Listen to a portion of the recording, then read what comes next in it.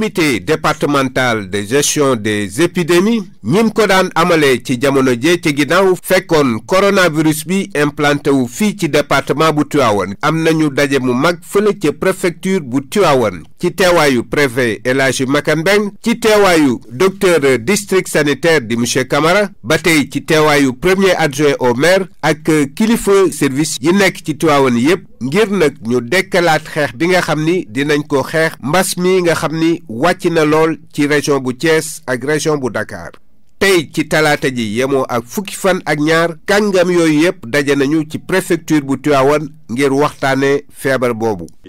ak donc nu mu koy saytoo ak di jël ay dogal pour fexe ba nga xam ni jàngoro yu mel noonu du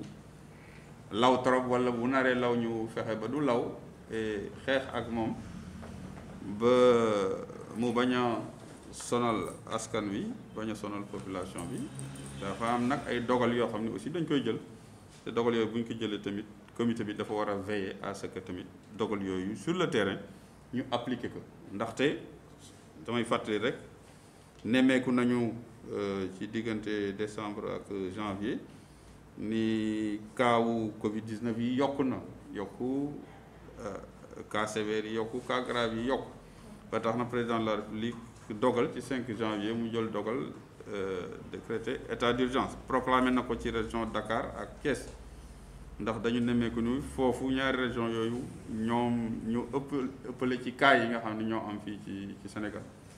et ginnaaw loolu nag monsieur le gouverneur de la région Thiès amal na réunion comité régional de gestion des épidémies le jeudi 7 janvier 2021 réunion boobu ñi ci nekkoon mooy administration territoriale beeg waa kër docteur ak waa sécurité yëpp ngir xool ban taxawaay la ñu war a am ngir xeex jàngoro bi donte ni taxawaay bi amoon nañ ko depuis ba cas bi jëkkee am fii ci Sénégal ñu ngi ci doon continuer. nañ tamit ni am na béréb yoo xam ni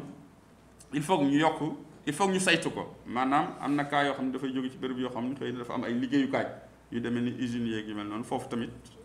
comme ni ñu ko doon defee demoon nañ fa def sensibilisation mais vérifier tamit dispositif bi nga xam ne moo fa nekk fas yéene nañ ko defaat lëkkaloo ak ñoom liggéey ngir ñoom itam ñu jàppale leen ci wàllu xeex boobu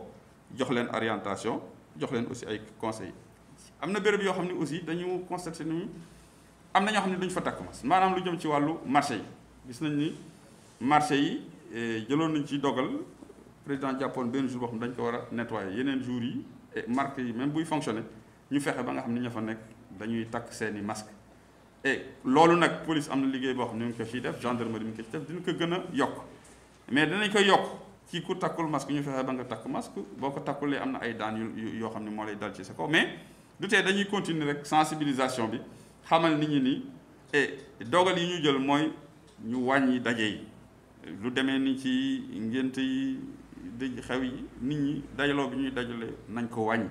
te contrôle bi dinañ koy gën a yokk li jëm ci wàllu terrain de sport salle de sport foofu tamit ñu xamal leen ni dañ koy tere te ñu sensibiliser jeunes yi ñaax leen ni leen defuñu ko pour mettital leen wala dara dafa fekk ni am na diir boo xam ni ñun ñëpp bu ñu booloo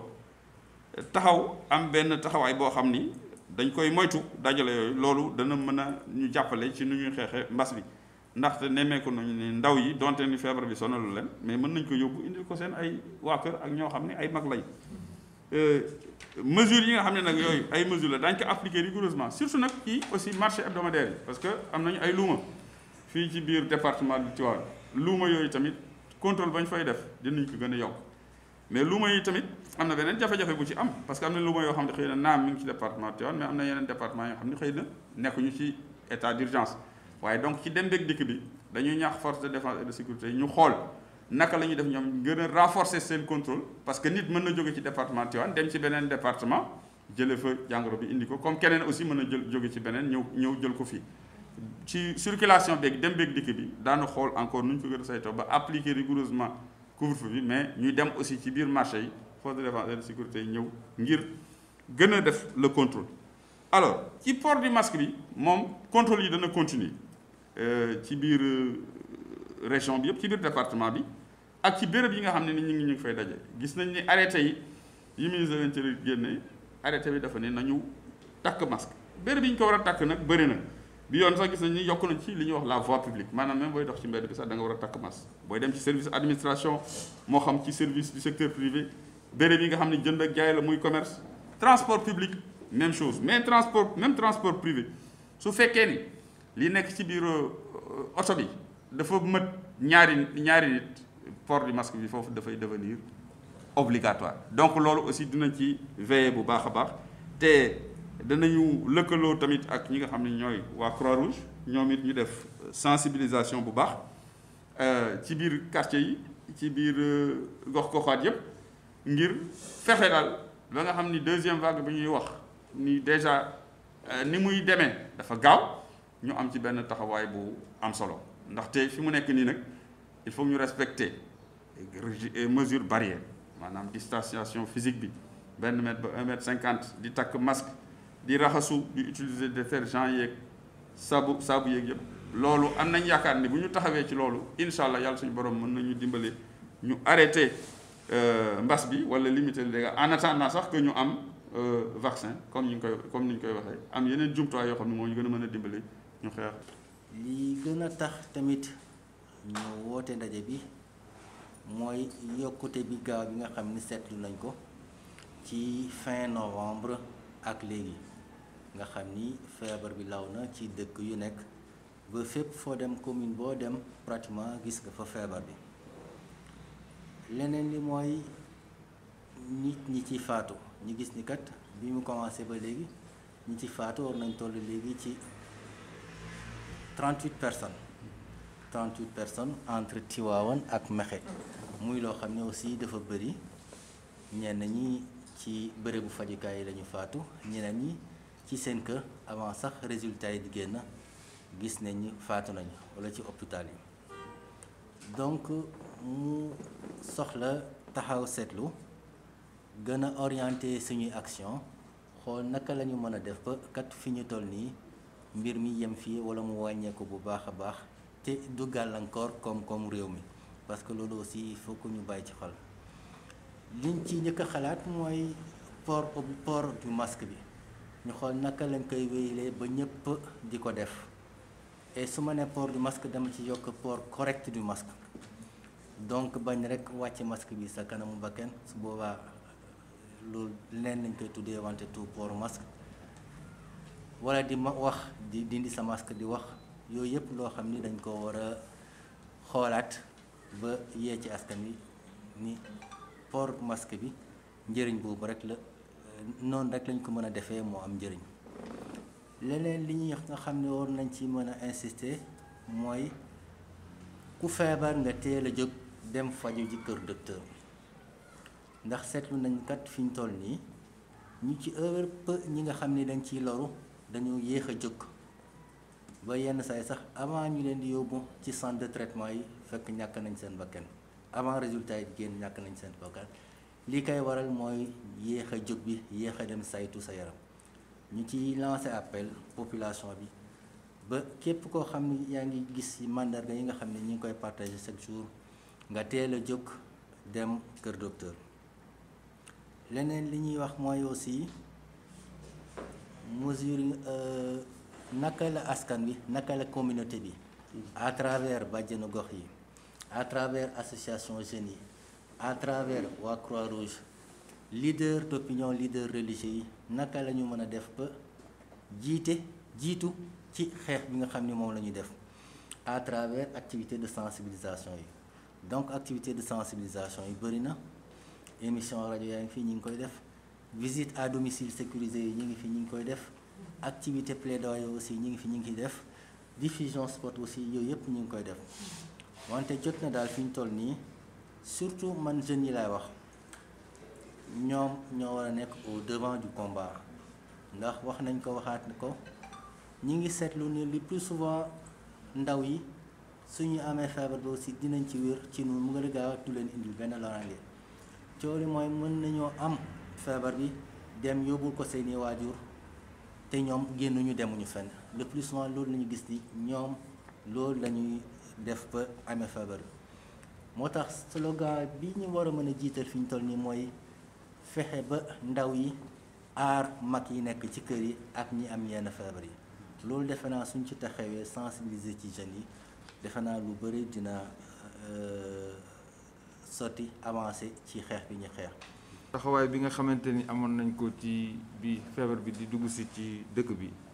defe naa ni ku nekk gisoon na ñu en tant que collectivité territoriale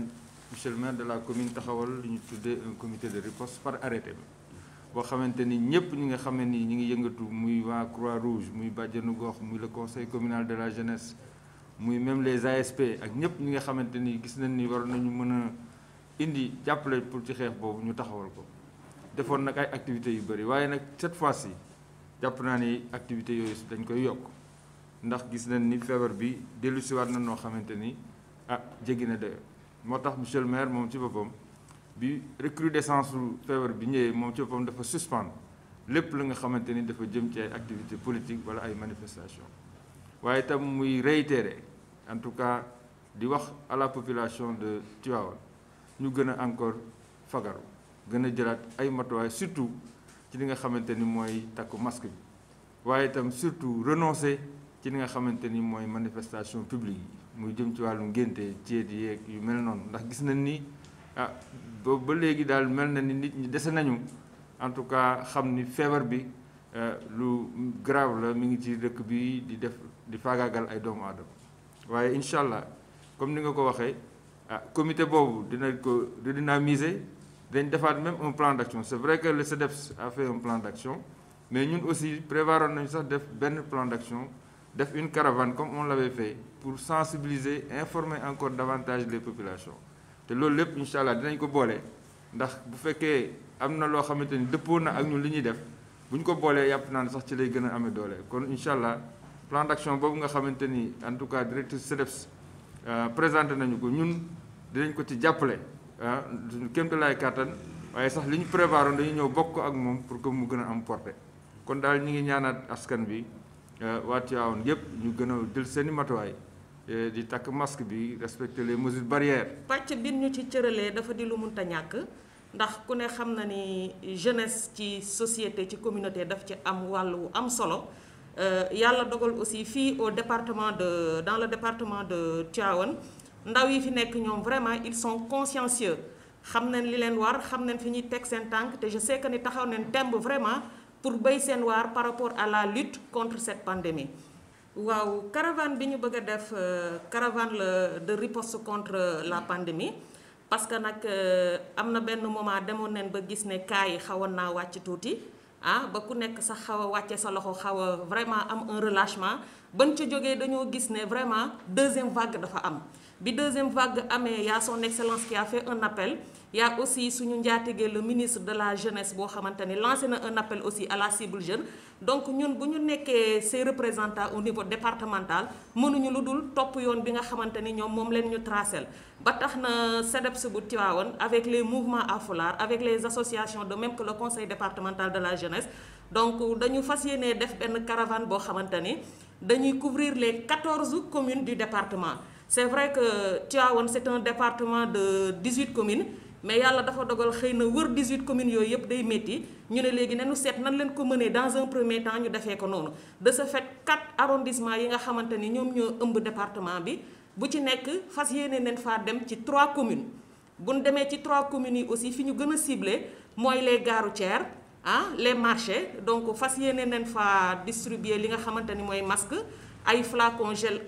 hydroalcoolique buñ fa jógee aussi tamit ci garage yi ci seen bopp fas yéene neen faa bàyyi li nga xamante ni moom mooy ay madar produit d'entretien pour que vraiment daal moment bi nga xam ne caravane baa ngi jàll di joxe ay masque ak gel hydroalcoolique ña ko fekkeewul xëy na au moins bis buñ fay ñëwati aussi ñu war a mën a raxas seen loxo balaa ñoo jublu si lu mu mënti doon donc caravane bi ñu bëgg a def daal noonu leen ko fas yéene defee mais nag fi mu nekk nii comme ni ko kilifa gi waxee muy monsieur le préfet il faut d'abord que ñu am benn toog waxtaan ak ki nga xamante ni mooy le médecin chef de district pour mu orienter ñu teg ñu ci yoon parce que c'est vrai que jeunesse bi am na engagement bi am na yéene bi mais sur le plan technique dafa di loo xamante ni c'est du domaine de la santé donc foog ñu waxtaan ci